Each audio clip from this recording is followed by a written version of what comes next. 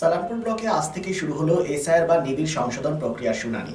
এই শুনানি চলবে ব্লকের দুই গুরুত্বপূর্ণ প্রশাসনিক কেন্দ্রে, সালামপুর বিডিও অফিস এবং রূপনারায়ণপুর আইটিআই। প্রশাসনিক সূত্রে জানা যায়, এই প্রক্রিয়ার আওতায় প্রায় 10,800 জন ভোটারের শুনানি ধার্য হয়েছে। শুনানির প্রথম দিনে 27 ডিসেম্বর সালামপুর বিডিও অফিসে হাজিরা দিতে হবে চিত্তরঞ্জনের 6 নম্বর বুথের ভোটারদের। এই বুথ থেকে 93 জন ভোটারকে নোটিশ পাঠানো হয়েছে। এদিন বেলা 12টা থেকে দেখা যায় নোটিশ পাওয়া মানুষজন আসে। কেউ জানায় সামান্য ভয় লাগছে, আবার কেউ জানায় তাদের কোনো ভয় নেই, সমস্ত ডকুমেন্টস রয়েছে তাদের কাছে। কোথায় এসেছেন? BDO office. কোন বিডিও অফিস? সালানপুর। কি ডকুমেন্ট চেয়েছে?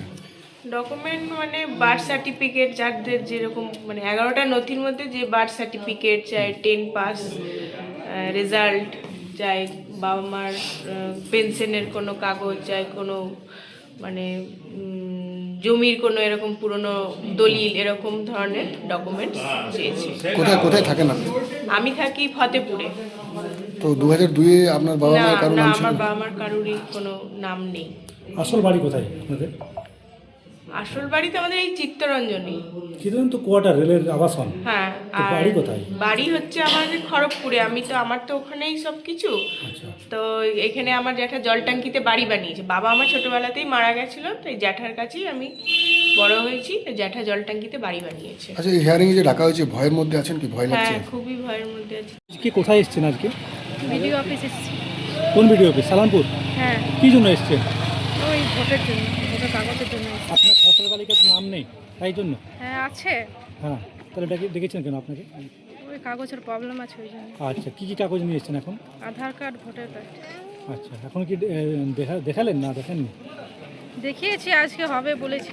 কতটা আতঙ্কে রয়েছেন? হ্যাঁ, ভয় লাগছে? না অতটা ভয় লাগেনি, জানি না এখন কী হবে। ডাউমুরের ডাকা হয়েছে, হ্যাঁ সাইরের জন্য, আমরা এসেছি এখানে। আপনার কি নাম নেই? হ্যাঁ, মঞ্জু মাহাতো। নাম আছে? খসড়া তালিকায় নাম আছে? হ্যাঁ হ্যাঁ, নাম আছে। তাহলে কী জন্য ডাকা হয়েছে? কি জন্য ডাকা তাহলে হয়েছে? কী জন্য ডাকা হয়েছে? এখানে ডাকা হয়েছে, বলেছে কি আসতে হবে, কিছু চিকিৎসা হয়তো করতে পারে। ডকুমেন্ট এনেছেন? হ্যাঁ, ডকুমেন্ট তো এনেছি। কোথায় বাড়ি আপনার? আমার হতে চিতনে। আসল বাড়ি কোথায়? আমার আসল বাড়ি এখানে চিতনে আছে। চিত্তরঞ্জন তো মানে চাকরি সূত্রে রেলে আবাসনে থাকেন তাই তো? হ্যাঁ হ্যাঁ হ্যাঁ, চাই। আর আসল বাড়ি কোথায়? নিজস্ব বাড়ি কোথায়? নিজস্ব বাড়ি কোথায়? আসল বাড়ি আমাদের ভাগলপুর আছে, গ্রাম ওখানে।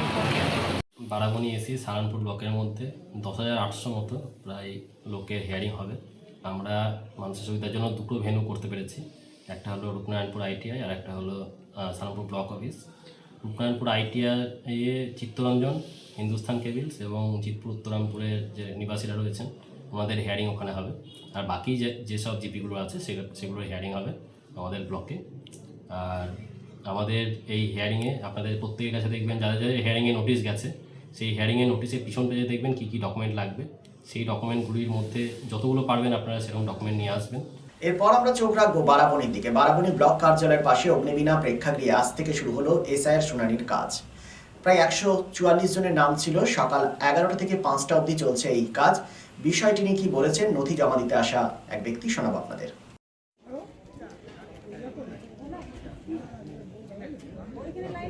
কী জন্য আজকে এসছেন এখানে? আমি শুনানির জন্য এসে গিন্নির নামটা উঠেছে, খসড়া তালিকায় উঠেছে, কিন্তু ডেকে পাই। তো দেখা করলেন ভেতরে? দেখা করব। কি নাম আপনার? আমার নাম ক্ষীরচন্দ্র মণ্ডল, কোথা থেকে এসছেন? বডডাঙ্গা ভিলেজ। অন্যদিকে আসানসোল মণিমালা স্কুলেও চলছে এসআইআর বা নিবিড় সংশোধন প্রক্রিয়ার শুনানি। যাদের নথি জমা দেবার কথা বলা হয়েছিল তারা এসেছেন এবং ডকুমেন্টস জমা দিচ্ছেন। বিষয়টি নিয়ে কি বক্তব্য উঠে এলো, আমাদের প্রতিনিধি কথা বলেছিলেন পশ্চিম বর্ধমান জেলাশাসক এস পান্নাবালামের সাথে। কি বললেন তিনি, শুনবো। এখানে ভোটাররা যাদেরকে নোটিশ আমরা দিয়েছি, ভালোই অ্যাটেন্ডেন্স হয়েছে। এখানে আমরা আসানসোল উত্তরে মণিমালা গার্লসে আমরা এসেছি দেখতে।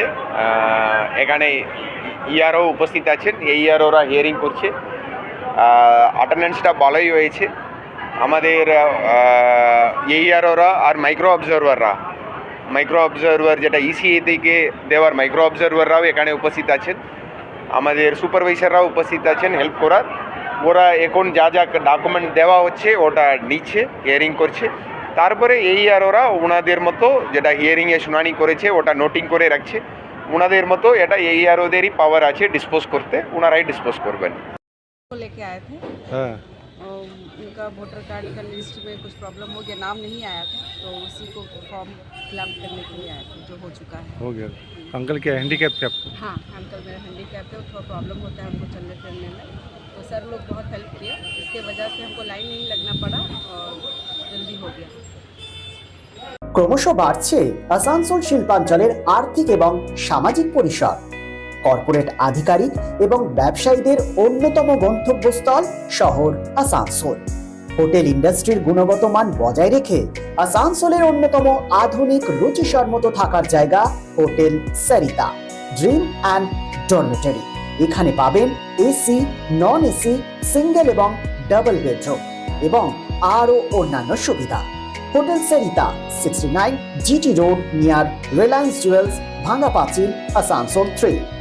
Phone number 8603249260 and 7908616425.